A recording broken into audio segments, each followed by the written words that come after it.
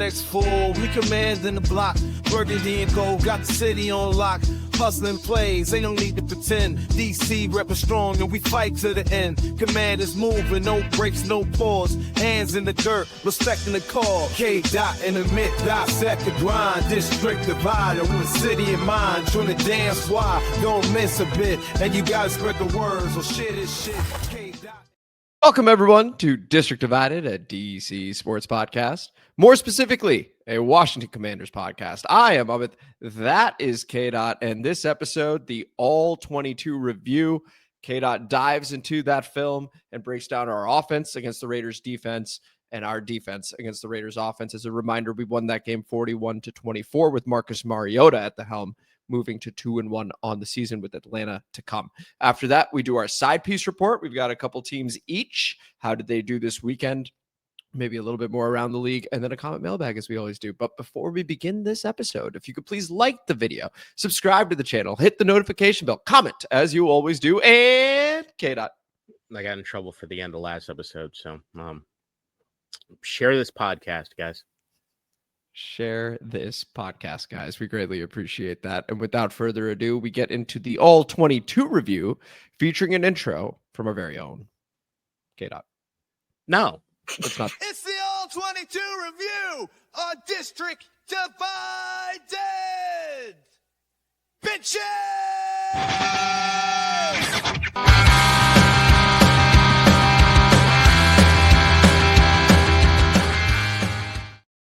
It's with K-Dot. It's Damn not the intro. Yeah, featuring. What are we doing? Anyway, yeah. I don't know. I was thinking about Nikki, I guess. All the AI stuff that's been going on in this podcast recently. Anyway, so how about that? I'm wondering like your clashing cartoon styles of us. Oh, that's also true. Would you like to start with the offense or the defense here, K-Dot? Well, we're going to start on offense. No, special team. No, I'm joking. I ain't talking about special teams. Offense. Go ahead. All right. So, good day, right? Great day. I think everybody, as far as what it is that they're like, one of the major stories coming into this week, right? Marcus Mariota starting instead of Jaden Daniels, so definitely want to go into that. The offensive line, what the hell is Josh Conerly gonna do with Maxx Crosby breathing down his neck? Like, oh, what are they gonna do there or that? But so I'm gonna go into both of those things. But even beyond that, I think the thing that surprised everybody in the aftermath of this game, and the thing I wanted to get to the bottom of, is why, of all weeks, this week the run game came alive. There are reasons, and they're good. Some things to work on, but good overall. Okay. All right. So let's do these mini dives and then get into the run attack as far as the offense goes. Marcus Mariota, dare I say, better than Jaden Daniels. Who said that? You were hinting at it last episode. I won't do that. He's clearly not better than Jaden Daniels, but Jaden could learn some things from Marcus Mariota, and the things being quick, decisive, and on schedule, which we also call what? Boom bap. Oh, right. Boom bap. Right. Boom bap. Boom bap. There's three components. Boom bap. Bing. Something. I don't know. You get quick, decisive, on schedule. There was no hemming and hawing. There was no, hey, I've got to be a hero on this down. This is, I'm seeing what the defense is giving me. I'm going to take the layups. You know what Marcus Mariota's nickname is, in my opinion now? The point guard. He's the point guard. All right. That's what he does. He facilitates the ability for the rest of the team to do the things they need to do, to give them the opportunities to do the things they need to do. Jaden, if you were just decisive with the football, I'm telling you, it was there. It was there these other 2 weeks. They were there. You just got to take the shots. No fear. Take the shots. Marcus Mariota, throughout the decisiveness on it, I was almost like, that dude, like the opposite of A-Train. Like, check this dude for how much weed he's smoking, because it's like he is too chill. Calm. Just calm, pocket aware, just had it on lock, man. And that's what if Jaden just had, we saw that last year, right? You see the window, take the throw. Like, I don't know what it is that's causing the issue or the dynamic at that particular point, but Marcus Mariota showed us, like, if for any reason we don't have our JD5 out there, we got somebody who can play ball. All right, we got somebody who can actually play football, and I think that should also factor in on the timelines as far as JD5 goes and making sure that he's not rushing back in any way. Right, which Adam Schefter had alluded to, is that there is a possibility that we trot out Mariota for Revenge Game Part 2, this time against the Atlanta Falcons. We'll see, of course, and we'll have our preview episode Friday, 2 p.m., as we always do. K-Dot, let me ask you this. Based on Mariota's performance in this game, the performance against the Carolina Panthers and the Dallas Cowboys, is it safe to say like he is the best backup quarterback in the NFL right now? Small sample size, because I mean, there are moments. It's always small for the backups, though. No, right? So like, so if that's going to be the case, then yeah, he's got to be in the conversation. I think everybody's still waiting for the Marcus Mariota unraveling, which usually is going to happen at some point. It's the same way like Fitz Magic, you give him enough starts, it was going to turn sour, right? So it's like there's a reason these guys aren't the starter. So like that is always been the case. But spot situations, I mean, if he can replicate what it is that happened on Sunday, if he's got the same strain of weed that he had there on Sunday, I think we're in a good spot. Talk to me about this run game, K-Dot. It sounds fantastic. I'm going to get to the run game in a second. There's one more mini dive. All right. I see you trying to add structure to my chaos. No, chaos. All right. Josh Conerly. Hell of a day, man. Hell of a day. And it's one of those things that kind of stick to. I love the fact that they kept him out there. I really do love the fact that they kept him out there. Now they did whatever it is they could do to help him. Like they a lot of chips, a lot of guys in motion, stuff that we're going to get to as far as what made the run game successful itself. But he handled a lot of stuff that they were throwing his way. Maxx Crosby outside, Maxx Crosby inside. He passed off the way he needed to if he was going inside properly. Knew exactly where it is to be as far as that goes. The unbalanced looks that he was getting on defense, he handled those pretty damn well. It looked like he knew what and where he was supposed to be for the most part. It's just, of course, in those true passing situations where it's 3rd and long or something long, and you know Crosby's just going to come after you. There were certain situations in this game that we didn't necessarily give him help in those moments because we want to have playmakers out there kind of doing stuff. And he's definitely still a liability against Maxx Crosby if you do that particular thing. But I get what it was they were doing. And for the most part, over the course of this game, you look at Maxx Crosby's stat line compared to what it is that it seemed like Jet Conley was trending towards in this game, you walk away happy. It was a damn good performance by Conerly all the way around and does show he has the confidence. And if he doesn't have to face anybody at this level going forward, and we've already seen that he can handle himself on his own, it should only get better. Which is great news because, again, he went through that gauntlet weeks 1 through 3 where he went against a Brian Burns, he went against a Micah Parsons, he went against a Rashawn Gary, and now a Maxx Crosby. So it's great to see that he is now past that stretch.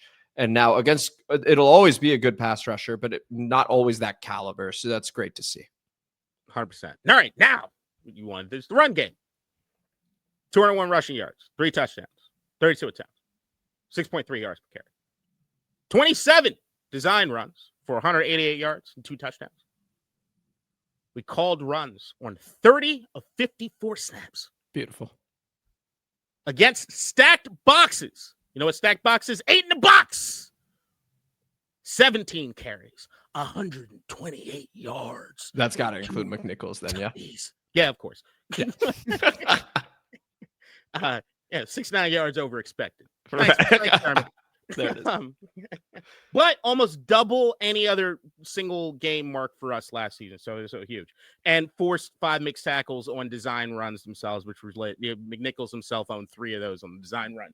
But even if you take away as far as the stats, you could still see a team that was still willing to say, all right, well, screw you guys. Even if you're going to stack the box, we're still going to run it down your goddamn throat. And that was a thing that they kept doing or they kept with when it came to this game. And they did it in a lot of freaking ways. I would look at the reasons it worked. I'd put into 3 different categories, 3 pillars, okay?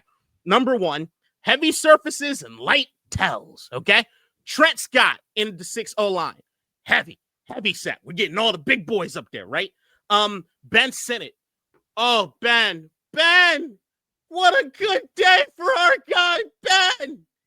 Blocking monster machine, man, okay? Fucking all over the place. Just had him in motion and could just take care of it. Also, a Colson Yankel, also a guy. Like, we got blockers, okay? We got blockers in this run game. Zach Ertz going in motions, the kickouts, the helping out Conerly in certain situations. They made sure Cliff was in his bag. Literally was thinking that exact phrase. Cliff was in his bag. Number 2, as far as the pillars go, the doubles moved people. Chris Paul with the power. Tyler is Gruden says, be a dash. All right, Tyler, be a dash with all of the damn, just agility. And he knows exactly where it is. He's got to put that guy. I lost my notes. Where's my notes at? All right. Chris Paul and Tyler Biotish. All right, they constantly and consistently created vertical seams for the running backs. There was constant, you knew exactly what it is they were doing. The way that they worked in tandem was almost like, oh, we got this telepathy happening on the line now, okay? There was a level of like the angle of the idea as far as getting everybody exactly where it is you need them to be. I haven't seen us dictate to a defense that way in quite some time. It was physical. It was also smart. It wasn't just, I'm going to punch you in the mouth. It's, I'm going to move you here because I need a lane for my guy to go down. And it felt good. You know what it looks like? It felt like a run game. Wow. Beautiful. Can I ask you a quick question before you continue? Yes. Chris Paul, relative to Brandon Coleman in the run game, was there a stark difference? Contrast? Paul's better. Okay. Yeah, but he's Coleman, not as good at pulling, at least when John Keim's Coleman talking about it. That's the thing is the thing that screams out when you see Brandon Coleman on tape is the boy can move. He can move. You can see the agility in it. It's just he's not necessarily in the right spots, or his arms are a little too slow at times. It's just not completing the entire package. Right. So like, but it sounds like when Paul's static, like he is awesome. Yeah, and that's what you need for these type of running backs that we have at this particular point is to create those lanes and those seams, right? Which we'll get into a little bit in a second. And a quick shout out for Chris Paul one more time. Sorry, not to hijack. No, go. I remember rewatching the Eagles NFC Championship game, and Chris Paul did eventually come in, and he actually looked good because we weren't doing a whole lot of like moving and stuff like that. I was like, oh, he looks like in that position where he's just pass blocking or run blocking straight. I was like, he looks good, man. So anyway, it looks good. And the thing is, they can do they can pull. They're pulling the lineman and everything. Coleman, like the idea of Coleman as a runaway train and your lead blocker is just enticing, and you want to do things like that. But there is an element of Coleman's not there yet. There's still some stuff that he needs to figure out from a fundamental standpoint, and to get the physicality matchup where his brain or his mind is as far as processing what's happening. And that would take him to a next level. Like if he could be the anchor that Chris Paul is, but just with a little more time, like that's a Pro Bowl guy. And I would give more credit to Cliff or Bobby John, whomever made the call, right? That it was because it was a coach's decision to have Coleman out and Paul in. And it clearly worked this week. It worked extremely well as far as the inside. And there's also an angle of there were more guys. I know it's not going to look that way. There were a lot more guys in motion as far as from a lead block standpoint in the run game this time around. So a lot of the tight ends being a major part of everything that was happening. Third pillar. And it was something that I talked about when it came to pregame, something that I know you were a little hesitant about because of the injury. Mariota on the runs. Yes. Kept that defense scared. Maxx Crosby had to figure out before he's on, all right, what are they going to do? Right. So like the under center runs, it just keeps the edges. It slows them down completely. Like they have to be able to understand or know that like we got to cut inside. That's the only time actually from a criticism of Mariota, you get the hero ball is that stupid ass fumble. You had ample opportunity. You got enough yards, just go down. So there's that part of it. But if that was it felt like that was the only thing he got close to, and he was like, yep, not getting that anymore. That was good move on him. But yeah, it's the threat of it, right? The threat of it is just enough to keep guys honest, and it allows for a lot of opportunities to get stuff. And then when you're also talking about some of the runs as far as in the outside zone stuff, if you got an edge rusher not entirely sure what's happening, and then he can't cue off when you, this is a much better opportunity to get one of them chip blocks, something going there for you. It just works out. So as much as maybe we didn't even think it was going to be effective, it was a lot more effective than we thought it was going to be. But you have to do it. And I do think that that's something that they had to get the Jaden piece in there because that's not something we saw in the first 2 weeks. Mm-hmm. No, well said over there on the run game. Any other thoughts there on the offense as a whole outside of it? Yeah, I mean, so like I got examples, but I don't need to talk about them directly. Let's see. Power counters, man, lunks. Yeah, I'd say as far as these things, as far as I'm not going to do that. What things to look out for going forward. Mm-hmm. Are we still going to keep these same heavy shells? And are you going to have Trent Scott and everything? And what I'd also like to see as far as an additional wrinkle to that, and I'm wondering is they're going to add play action to it as well. That could be another really, really fun element considering what it is they have there. But like I could just imagine like play action with a heavy set and Debo across with a crosser. I just think that to me is going to be a tutty one. Mark my words, it'll be a tutty one. Oh, for sure. Ben Sinnott. This was the game that I saw that it was like, okay, I need to see you more. More arc, more of those leak routes, I think, for him. I think you need to do the chip and release stuff for Ben because he's that athletic piece. They really, really had him working on the block, and it seemed like he was eager to do it. But he's still got to be a threat as far as in the passing game, just a bit more. And I do think that they have opportunities and there's space there for it. But the chief concern was to make sure that Maxx Crosby was staying away from everybody. And then also, I think the most important thing coming out of this game on offense is you need the whole committee of running backs. Right. You need the whole committee. Rodriguez has better vision and finish than any of the three. Yep. Crosby Merritt has the bounce and he has the explosiveness better than any of them. And then McNichols is the contact guy. He bring it on, angry run, right? Like it's you need all three of those working in conjunction with a sprinkle of a Lane and a sprinkle of a Debo. But what those three bring to your rushing attack, I'd love to see them split carries going throughout the rest of this year. Or at least seeing what's working best against a certain defense, like lean on a guy just a little bit more in a particular game. I think this game, it ended up being an easier one against Vegas Raider, and we'll talk about the defense doing a good job on the offense. But this is what I sort of drunkenly was stumbling on after the Packers game, where Austin Eckler being out obviously sucks, but having Chris Rodriguez, I think he is an underrated player, and his ability do provide an additional complement and element to our run game that at least was on display this week. We'll see if it continues to be on display, but he's earned his opportunity for sure. I agree. I think the thing that you see differently on offense this time around compared to other times around, whereas like when you had the Eckler and Debo packages and stuff, the first 2 weeks, a lot of targeting the backside or people out of the backfield, a lot of the backside of the backfield stuff. And I think for this, they kept the backs as far as running backs this time, and they were doing a lot of. So there was a bit of very minor philosophical changes from weeks 1 and 2 going into this week as far as clip, but it could just be what page of the playbook he's looking at. Yeah, so I'm not entirely sure. All right, should we move to the defense? Yeah, defense. For defense, I'm just gonna go this. I'm gonna go like this. I'm gonna go good. You know what? I'll do bad first. Let's start with bad and go good. Okay. Or how do you want me to do it? How do you want me to go good? Go good first. Go good first. All right. Yeah, we won. Good first. Front four. Hey, you guys. Welcome back. I saw you in week 1. What happened? But you were here again. You know what? No worries about that week 2 thing. The Green Bay Packers. Did you see what those bastards did on Sunday? At least we had a short week. All right. So, front four dominance. Now, this is. I read this stat and I wasn't entirely sure exactly what to make of it because Geno's numbers are weird. Geno Smith averaged 3.82 seconds to throw. The longest single game marked by any quarterback since 2022. Really? He was pressured on 19 of 34 dropbacks at 55.9%. He kept extending the play, right? And sacked 5 times. Washington created 16 of those 19 pressures and 4 sacks with a 4-man rush, blitzing only 5 times. That's beautiful. Bobby Wagner, you're a liability in coverage, and we'll get to that. But on the pass rush, 7 rushes, 5 pressures. That is 71.4%.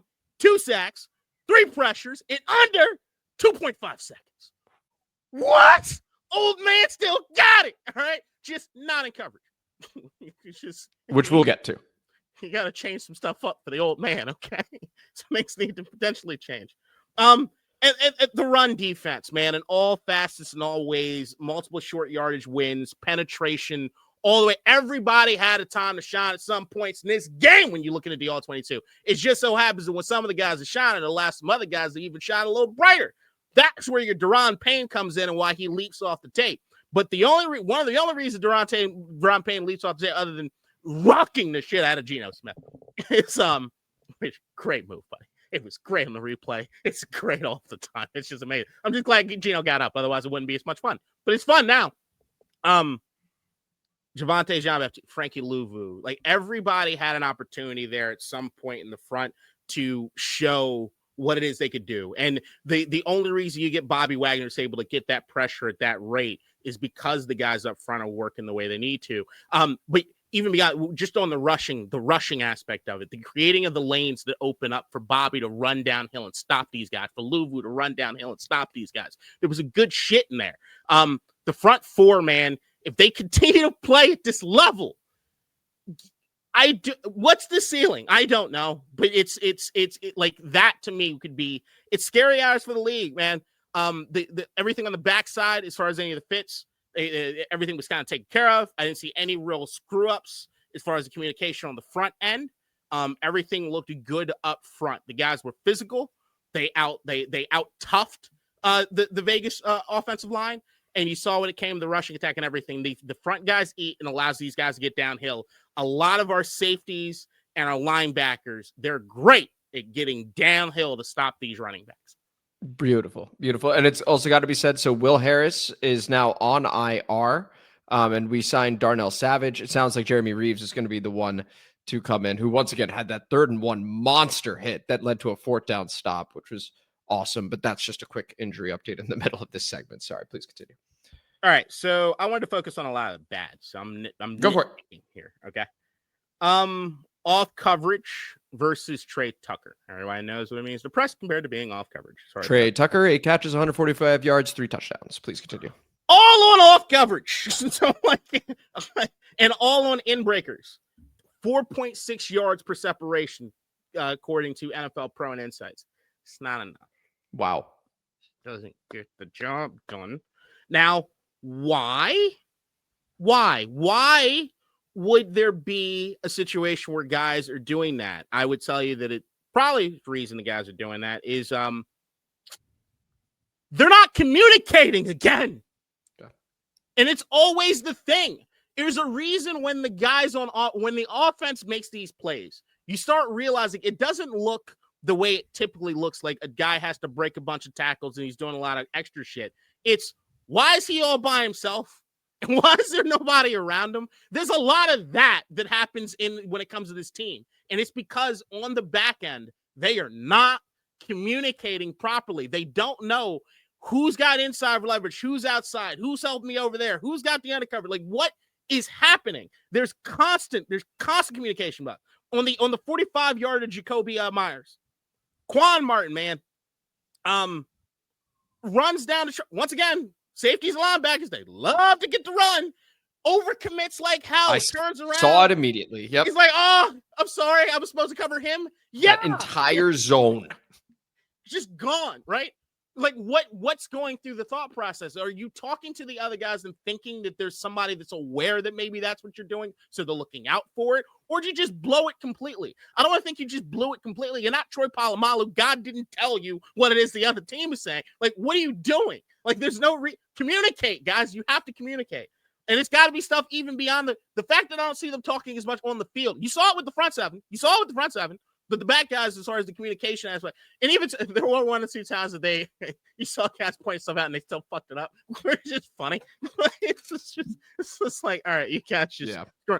But there's nothing that I'm seeing from a physicality standpoint. There's nothing I'm seeing from a talent standpoint that this defense can't stick with people. They keep fucking it up constantly. Yeah, the one red zone, Matt Wagner, he starts to carry the crosser and he just stops. It's like, why? Like this, I don't know what that is. Like, it could be just Bobby can't cover, which I do think is. I've always thought I do think he's a liability as far as that goes. But there is like what's going on as far as the communication and knowing what rules are for whom. As I was talking about, we all saw Will Harris on that breakup. And it was something I directly called the week before, which is whose assignment is what. Quan said, hey, it's my turn to fuck it up. And he just did it. And then some other things as far as defense goes, like some guys you just see, they just need to get better. I just did like the tape just didn't look as good as it could look or as much as it's looked in some other week. I'm still going to be hypercritical of Micah Sanders still. And it's fair. It's a sophomore. I have high expectations for him for what it is I saw last year. So I don't know. There feels like there's a couple guys just dipping right now, and I don't know. Maybe sophomore slump. I don't know. Maybe it's a thing. but yeah, it's yeah, it was just a little like there's some guys in the secondary and in the safeties right now. If there's anything, the person on the defense I'm the least worried about among all players on defense is who? Is it Tre Amos? It's Tre Amos. That's amazing. That's amazing. Well, no, I take it back. Its second is Tre Amos. Sure. I feel not great about a lot of the secondary in a lot of other ways. And maybe if I see more Noah Igbenogany in short bursts with Noah, it's been very 50-50 for me. Mm-hmm. If they just figure out the communication piece, I think a lot of this stuff gets solved, and I feel a lot bit better, and everybody feels a lot better. That's great. All right. Now, number one, as far as the person I care about more than everybody, or not the person I care about more than everybody, I care about a lot of these guys. Frankie Lubo, I just got a crush on. But beyond those guys, like the person that I feel the most safe and secure with on our defense is none other than the guy I know you've been seeing on Twitter when everybody's starting to look at his stats and stuff, Dorance motherfucking Armstrong, okay? 3 sacks, 4 tackles for loss, 11 tackles. He's tied for 7th in sacks, tied for 8th in tackles for loss, 18 pressures at 25% pressure rate through 3 weeks. The boy's a dog. Those last 2 numbers, number 1 in the league, right? He's a dog. Yeah. Versatility. Stand up against 3 techs. Plays contain as far as some of the tight ends and the tackles at times. He loops, he finishes, whatever the fuck it is he's doing. They ask him to do it all. And you know what he does? He does it. Sometimes some of the things look better than others, but he does it. They ask him to do a ton. Let me ask you this. Given through 3 weeks, right? I mean, we've got Bobby Wagner. We've got Frankie Luvu. Tre Amos already is doing great, exceeding expectations right now.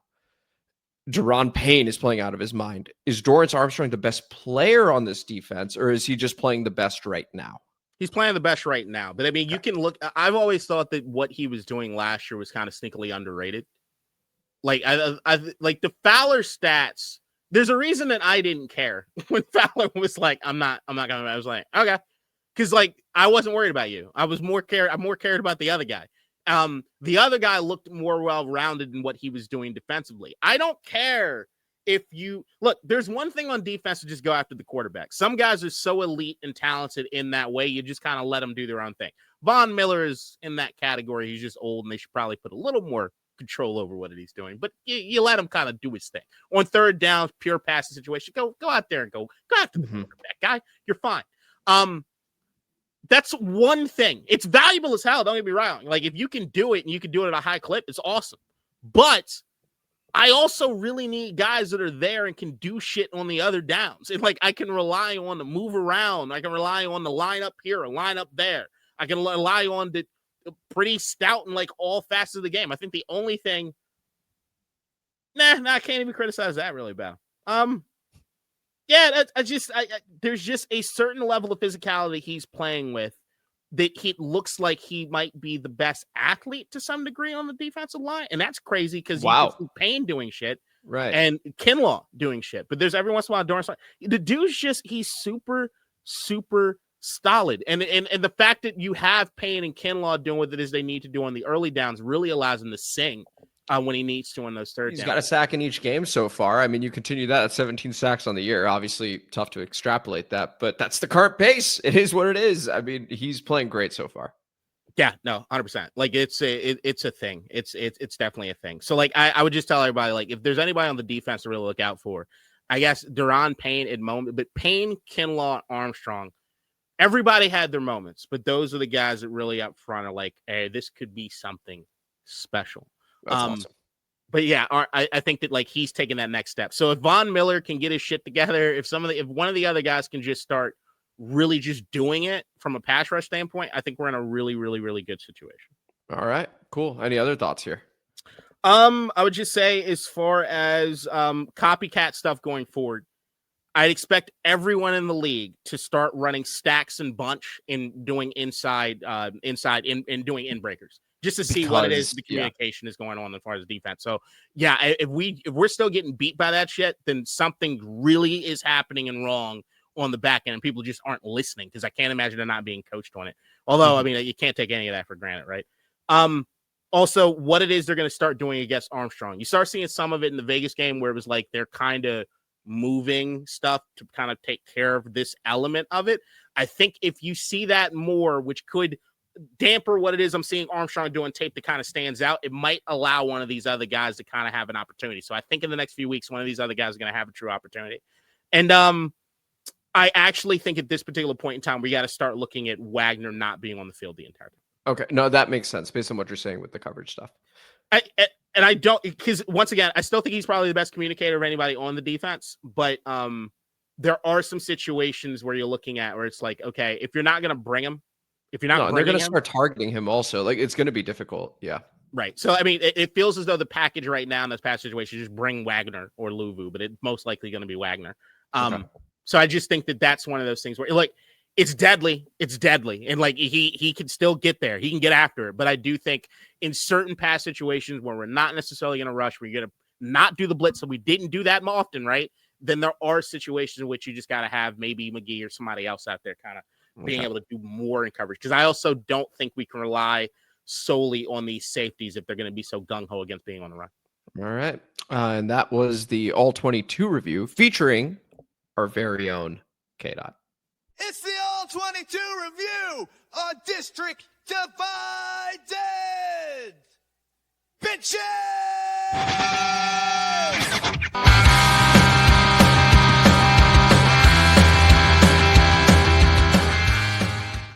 And now for a segment that you can easily skip, to be totally honest. If you want to go ahead and grab yourself a drink, if you want to just, check in on a loved one, you can do whatever you want right now. But if you are choosing to tune in, well, all right, it's the side piece report. Absolute unmitigated disaster for my teams, the New England Patriots, who turned the ball over 5 times and gave the game away to the Pittsburgh Steelers. And then it only gets worse. The Atlanta Falcons get blanked by the Carolina Panthers, side piece team from last year.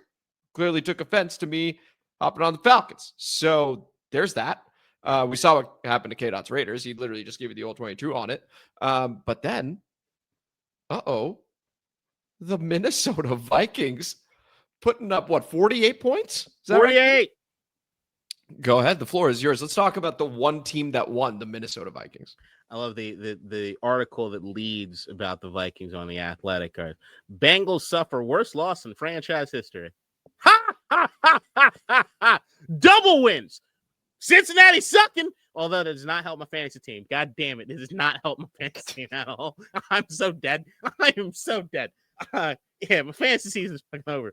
But, man, the Vikings are who it is we think they are. And that's kind of the point as far as JJ being able to get in there. And the reason I was so excited about this season is, like, they give you an opportunity to actually go after it. But I will also say Cincinnati's defense is fucking terrible. It's really bad. It's really bad. We knew that. Really, really bad.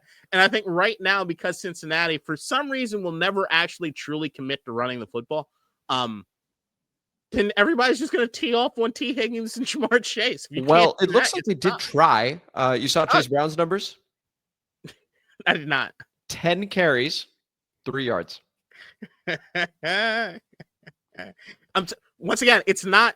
When I say they don't commit to the running attack, they don't have a run game. I don't think it's installed. Right. Well, but then they finally found some success with Samaje Perine, 4 carries, 21 yards, and he had the most comedic fumble I've ever seen. He was like in the middle of just running straight. God dang well is we've seen Samaje Perine. We've seen Samaje Perine. The reason he's there is because he runs angry, right? Like that's it. Like, but it's the first thing he saw when Joe Mixon went to Houston, and it was like, all right, off of Cincinnati. The Vikings thing is that.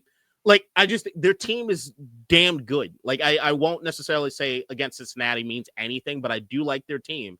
And I do think they should still be able to put together some wins. And the Raiders, I don't think they're bad, even after watching what it is I saw on the All-22. Did you see Baby Gruden? I think it's Film Watchers on TikTok or something like that. The guy who sounds like John. I'll send it to you.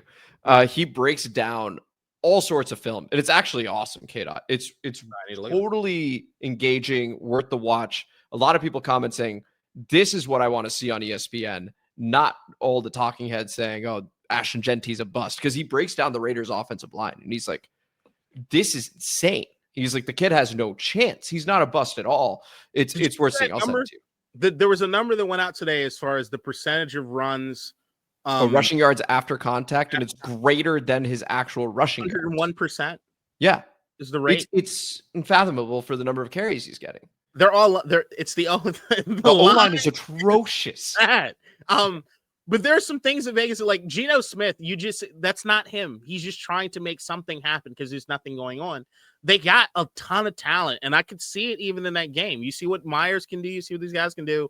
It's just they're in a really tough division, and I still think they're not a team I want to face on any given Sunday. No, that's fair. I would agree with that because they do seem like the kind of team that they've got solid pieces at the correct positions, like you said. And Michael Mayer was knocked out of the game. Right. And right. So that factors in big time to what also happened. So bad. Started his career. For sure. On my side of this side piece report, I will say that. So the New England Patriots, I think I've misread them. Yeah. And they're missing Christian Gonzalez in the worst way. He hasn't played a single game yet. The Atlanta Falcons, we play them next. Always a little wary of a team that just got shut out. Like, it's just, there's an extra level of pride that comes into the next performance.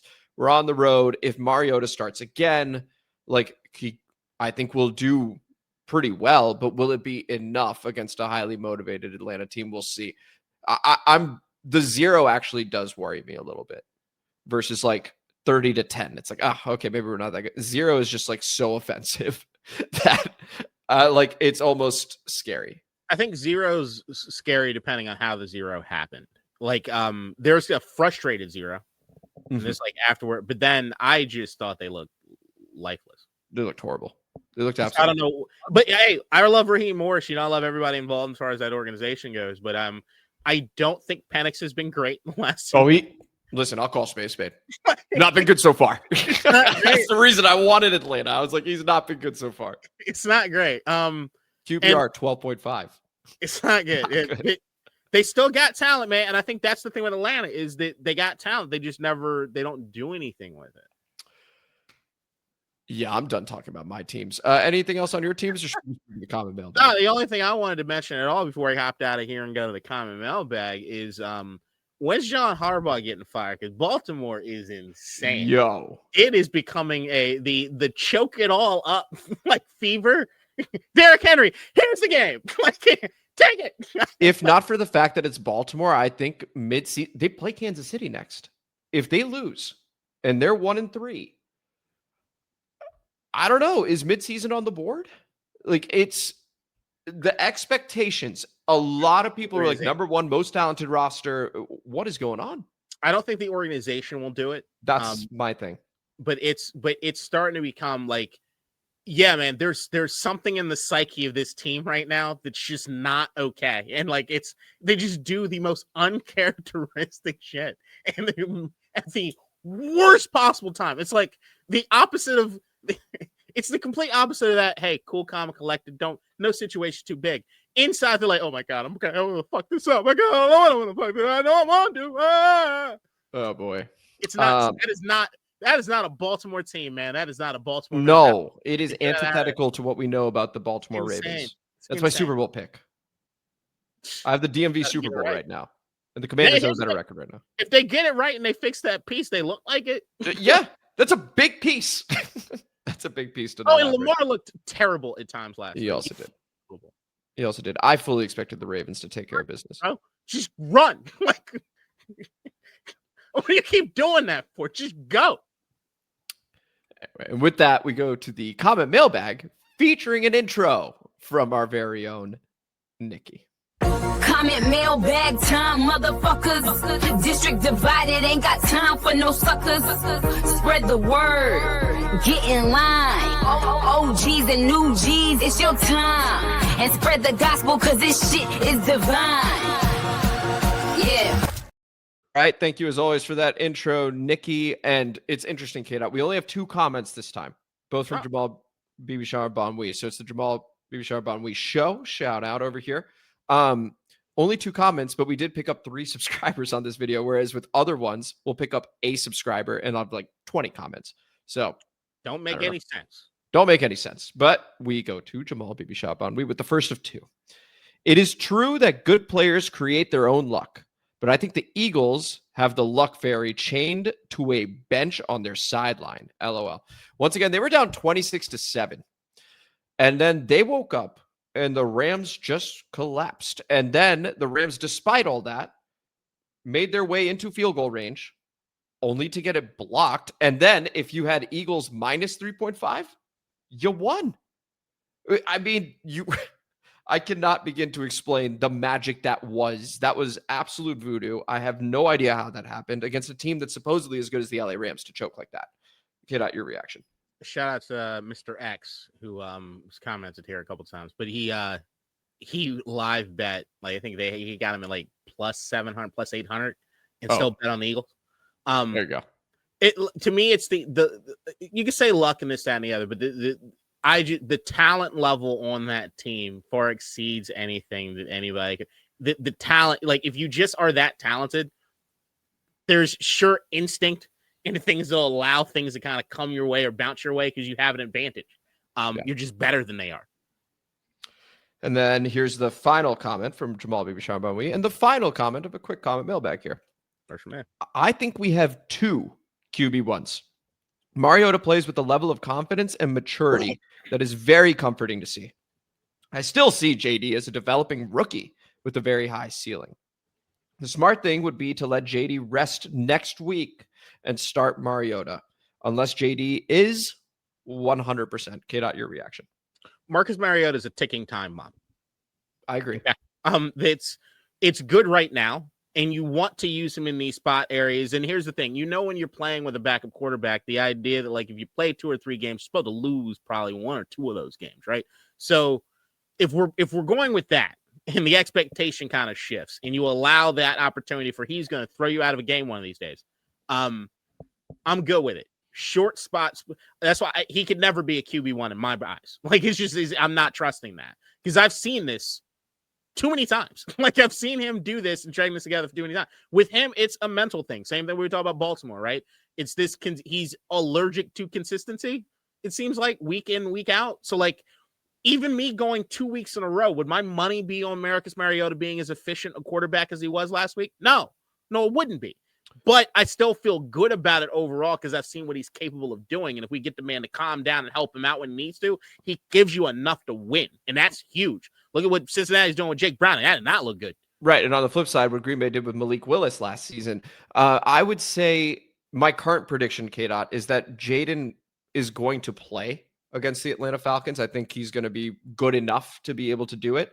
But I do think that the coaching staff will monitor pretty early on and go, we can put Marcus in, and that would be communicated to Jaden as well. It's like, hey, if you don't look right, like we think you're going to do it. What'd you say? I think that goes bad. I don't think it necessarily does if they feel like Jaden's good to go, but may still have a hitch, and they just go, okay, just be aware that we're trusting you here. But if it looks a bit off to us, we're going to go ahead, put Marcus in. You're definitely good for the next game, but we maybe rushed you. That's it. What'd you think about him being upstairs? Him being upstairs? Wasn't he on the sideline? Not the whole game. Was he not the whole game? Not that I remember. Oh, okay. Each time I saw them flash over to him, he was on the sideline. If he was upstairs, I may be right. I'm not. I'm going to verify before I say anything. Okay. If he was upstairs, that's odd to me. Also, because Cliff is downstairs, so it's not like he's like chatting with Cliff or anything. That would be strange. I'll say that it would be strange if that's true. I'm not. Remove that from the equation until I either confirm or deny it. Sure. I'm not going to throw that out there. There's no chance I'm going to. I'm not going to do that to Jaden. But we've got a good situation. You like to have 2 quarterbacks that are capable, not one quarterback the same. But I do think the Mariota piece to me is what it is that he saw in that game. I'm hoping Jaden saw what everybody saw from Marcus in that game and takes that into whenever the next time it is he plays, because it's there, man. It's right there. Yeah, that is true. And that was the comment mailbag. And this was the show. This was District Divided, a DC sports podcast, more specifically a Washington Commanders podcast. Thank you guys so much for listening to this episode where I believe neither one of us cursed the entire time. No.